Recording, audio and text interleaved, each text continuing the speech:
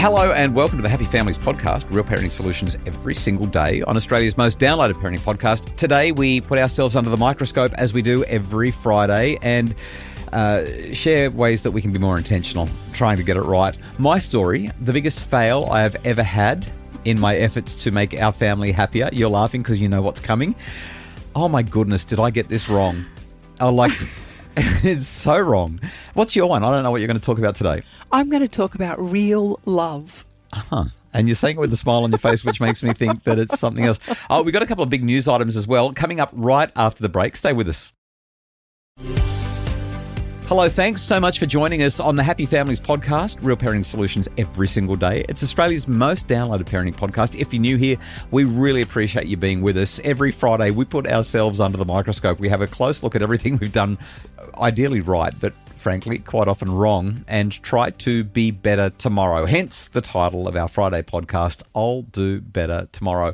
Kylie, before we crack on with our stories, yours and mine, New South Wales HSC exams, they started today, I think, or maybe it was yesterday, one of the two. Anyway, New South Wales HSC exams, Year 12, it's on like Donkey Kong, and next week and the week after, other states fall into line and start to put their Year 12 students under the pump. We did an awesome podcast on Monday morning about the Year 12 exam season, what matters, what doesn't, how to survive it. If you've got older kids or kids that are maybe heading there next year, this is definitely worth a listen. Right now, though, we need to talk about... Oh, sorry, there's one more bit of news. This is so exciting. The other week on I'll Do Better Tomorrow, you were talking about how our eldest daughter has started reading my books. She picked up Relationship Rules, started reading it, decided that she needed to put some more water in the relationship bucket, not that she has with her daughter, but that she has with her husband. Just as good as far as I'm concerned. Then her whole friendship group started to get into the whole relationship bucket thing and started talking about it. I didn't know this, but I found out just the other night when Chanel and Jared came over for dinner with Indy. That's our daughter and son-in-law and our granddaughter, for those who are new to the pod. Turns out that Jared's gym buddy, bodybuilder, Nathan, is a Happy Families podcast listener. And apparently last week you made him cry. You literally got him weepy as you were telling...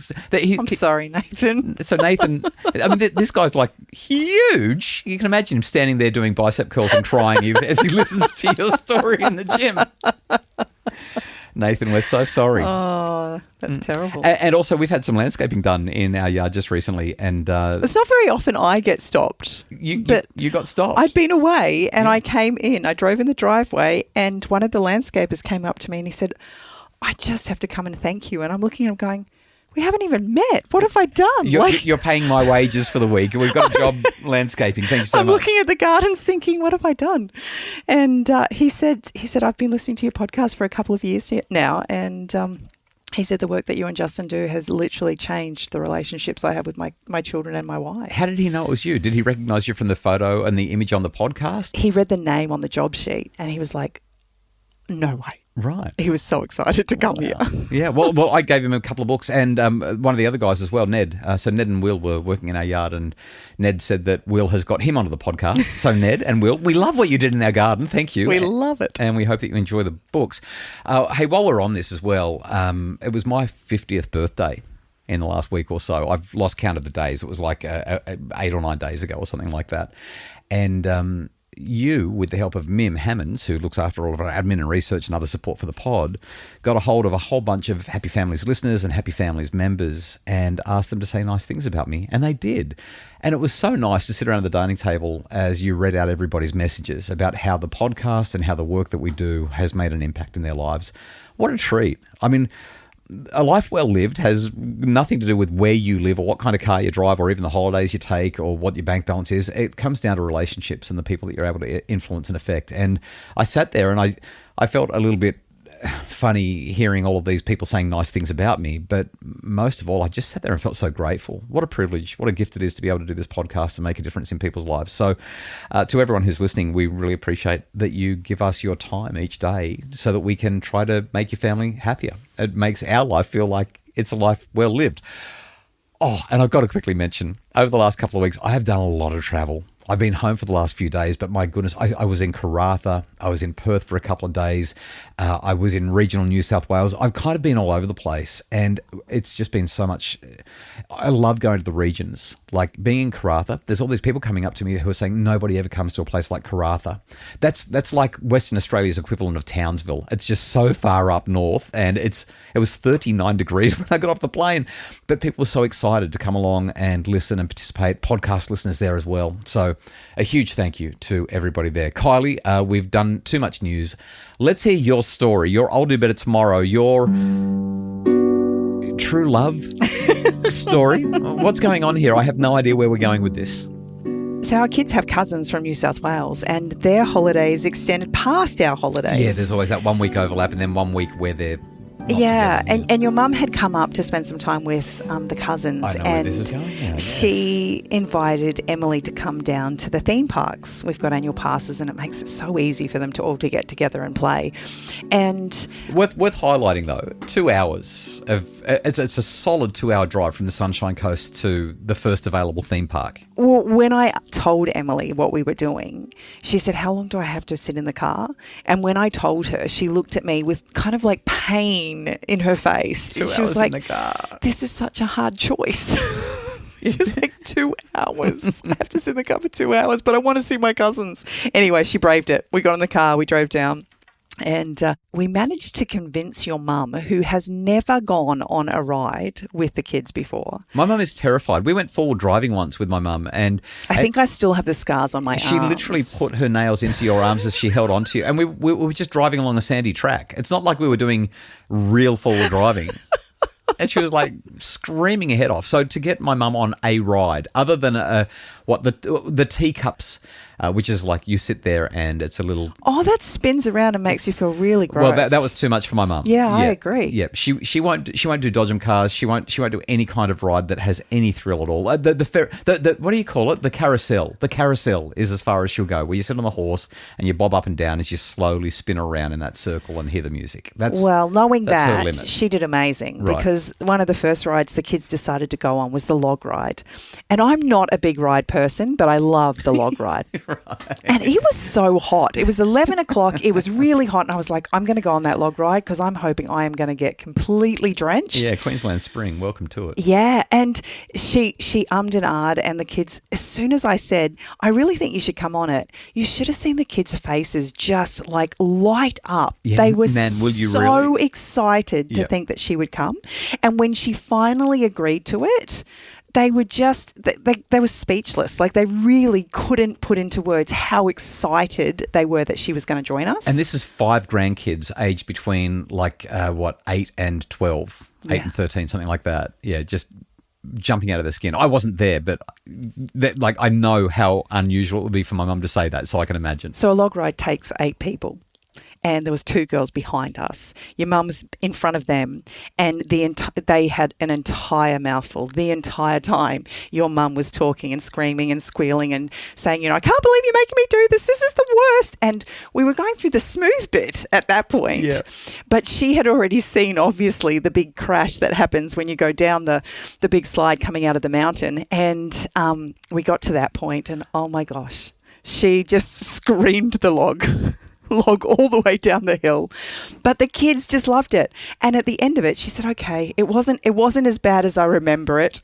And she did it again. Right. She actually did it again. The problem was... I'm trying to work out how this ties in with your I'll Do Better Tomorrow and your incredible loving sacrifice, other than that you stood in line at Warner Brothers Movie World. Well, that was the #not preface. sponsored. That was the preface. Right, because I did that, I think I got 3 rides in 5 hours when I did it last holidays with Emily. It was a really big deal for your mum. Yeah. But halfway through the day, a few of the kids decided they wanted to go on the Joker. The Joker is the best ride. It is so much fun. So there's 4 kids, but only 3 want to go, and nobody wants to ride next to a stranger. And the kid who doesn't want to go, Roo, he says, Auntie Kylie, I think you should go on it. And I looked at him and I said, oh, you have no idea. There is no way I'm going on that ride. And he said, Nan went on the log ride. The log ride and the Joker, they're not even in the same universe. They're not. But to him, it was like, Nan did it, so you have to. Okay. I said, I'll make you a deal. if you go on the Joker, I'll go too. And he went, no way, not doing it. Anyway, so Ru's like 12 years old. Ru's 12, yeah. So we've still got 3 kids wanting to go on a ride, and one of them has to have somebody else to go with them. And my mother-in-law looked at me and she just said, you better do it. So I stood in that line for probably an hour, and the entire time I thought I was going to vomit. I honestly it's all in your head. Oh my goodness! This is exactly like this is literally it's the way our psychology works. We tell ourselves these stories and we get ourselves worked up. It's all in your head. You rang me. The kids are laughing at me the whole time. They can see like I have no colour in my face. Yeah. Oh no, I rang you. I was asking what you were up to, and you said I'm 5 minutes from dying. You had like there were 3 more rides, and it was going to be you on the Joker, and you said I'm going to be dead soon. It's been nice knowing you, or something like that. No, I said, if I don't make it out alive, I just want you to know you were the best thing that ever happened to me. I should have said that better, because that is a really, really beautiful thing to say. and you told me to ring you back after the ride. I said ring me back and tell me how much you enjoyed it. Yeah. You'll be great. Yeah. It's going to be amazing. I didn't ring you back, and you might have rung me 3 times before I finally picked up. Yes. And you picked up and you made it sound like an answering machine. And I may have said something along the lines of, this is a recording of Kylie Coulson. I died on the Joker. I'm done. Yep. And you cracked up. Yeah. You laughed. You made fun of me all afternoon. How much fun is the Joker? It was so bad. So I actually looked up. Right. Because your mum went on the log ride. Yeah. And then she did actually go on the Flight of the Wicked Witch. Right. That ride goes at 67 kilometres an hour. Oh, the log ride would be like 35 or something. Yeah. The log ride's crazy. Something. Yeah. The Joker? Yeah. At maximum speed, 115 kilometres per hour. That thing flies. And you know how like on the old roller coasters, you used to have these kind of like lulls in the ride. You'd have these big corkscrews or, you do the loop, but then there'd be a little bit of time where you kind of adjusted. No. Yes. No. This thing just doesn't stop. It was so fast. You know that you drive faster than that on the freeway? Yeah, don't turn upside down and oh my gosh. And my bum kept lifting off the seat. I actually said to the lady as she locked me in, I said, how many people die on this thing? So what's your take-home message, Mrs. Happy Families? Because this has been the longest story you've ever told. It was clearly a big deal for you. It was a really big deal for me. Yeah. You know, ultimately, everything we do is about our kids, right? And I actually really, really don't like going on rides. It makes me feel sick. We got that. Yeah, we definitely got that.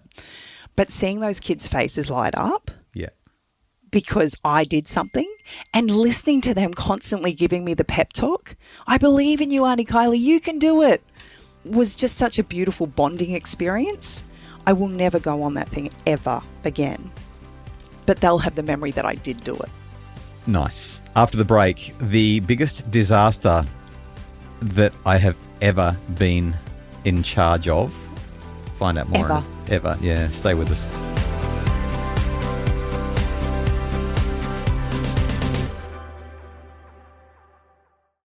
Okay, it's time for my I'll Do Better Tomorrow. I can actually do this one fairly quickly. I have decided that because I'm traveling a little bit less for the next few weeks that I want to contribute a whole lot more around the house. I finished the manuscript for my book. That feels really good. So I've got a little bit of margin. Not heaps, but I've got a little bit of margin where I can get involved in the kitchen and start doing a bit of the stuff that really means a lot to me, like helping you with the stuff that you would normally do under our typical division of labour and spending more time with the kids.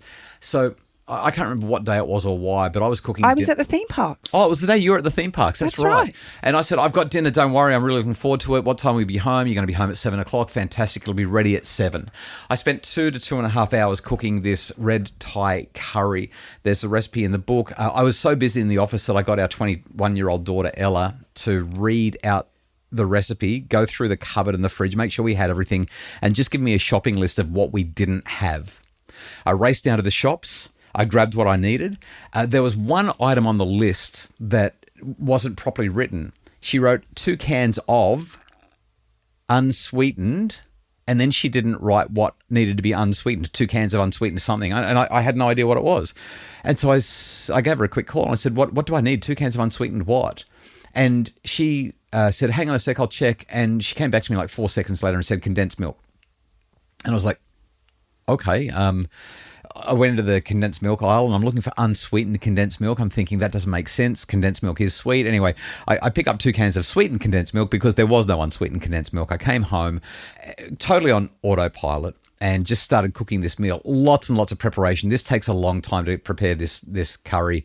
And I remember as I was tipping the condensed milk into the curry, I was just so much on autopilot. I was annoyed that it wasn't coming out fast enough. So I got the spatula and spooned all the condensed milk into the curry. I've got all the vegetables cooking. I've got the stock, the whole thing. It was perfect. And then just before you walked in the door, like whenever you put any milk into something that you're cooking on the stove, if it boils, you get this curdled effect and it's really horrible. And unfortunately, because I was trying to do too many things, I curdled the milk. And I was just so upset. And it looked horrendous. But while I'm washing my hands and getting ready to come in for dinner, you are having a little chat with the kids. I've looked at this thing. I have never seen like curdled. Like it was. This looked like when you have baking It looked soda. like somebody had vomited. That's what it looked like. No, when you've got baking soda and you add it to your butter mix and it blows up and gets all puffy and then just kind of settles. It was like really foamy. So, and I've looked at it and I've said to the girls, Dad's tried really hard on dinner. yeah. It looks disgusting. He's absolutely destroyed it and we are going to eat it with a smile on our face.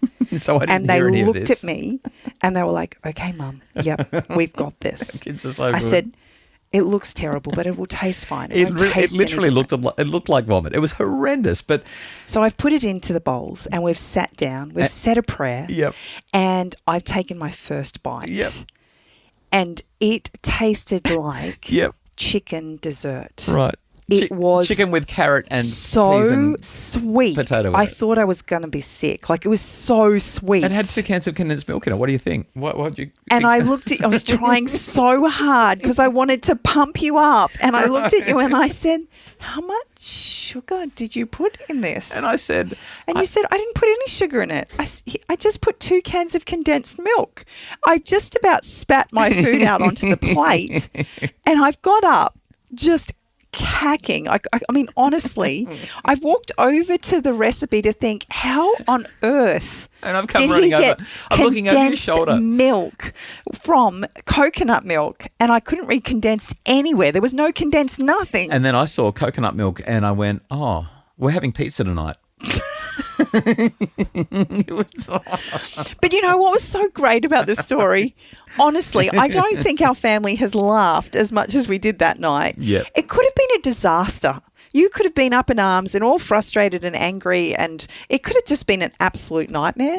It was just hilarious. And I grew up in a home where that wouldn't have happened. Like Yep. we wouldn't have laughed about that. No. And I was just at the end of the night, after having the massive day that I had where I almost died, Yep. and coming home to your experience of destroying dinner, I just thought, how awesome. Yeah. How awesome that in spite of it all, we can sit down and we can just have a really good laugh about how terrible that was. You know, that was one of our favourite dinners until you cooked it. Yeah. Yeah. But because this episode's called I'll Do Better Tomorrow, on the next night, I cooked it again. And this time I did coconut milk and everyone ate it. And no one complained. And I didn't even curdle it. I got it right. Which my take-home message means is that if we keep on trying, we can eventually get it right. We've gone way over time on this podcast, but we're so glad that you listen. We hope that it gave you some entertainment. We hope that it gave you some inspiration for just connecting better with your kids and with your partner, husband, wife, loved ones. Family life is so messy. Family life is so hard, and family life requires so many sacrifices. And yet, if you want to have a happy family, I've actually worked out that it's taken me this many years, but if you want to have a happy family, you've got to laugh. Laughter makes family life happy. And if you're not laughing, then it's just not nearly as happy. So when you do ruin dinner tonight or tomorrow night, or when one of the kids does do something stupid, or when you have to make a sacrifice that you find really uncomfortable, if you can find a way to laugh about it, and then you can do better tomorrow, it's amazing. Like it just becomes so enriching, so soul stretching and soul enlarging. And gosh, I just feel like I could wax lyrical about it, the meaning of life and the purpose of life and joy in life. But that's really it. The Happy Families podcast is produced by Justin Coulson from Bridge Media. Mim Hammonds provides additional admin and research and other support. If you'd like more information about making your family happier, visit happyfamilies.com.au, and we will be back on Monday talking about what you should do when the kids break something but they didn't mean it. How do you keep them accountable? What's fair when it's not their fault? That's coming up Monday on the Happy Families podcast.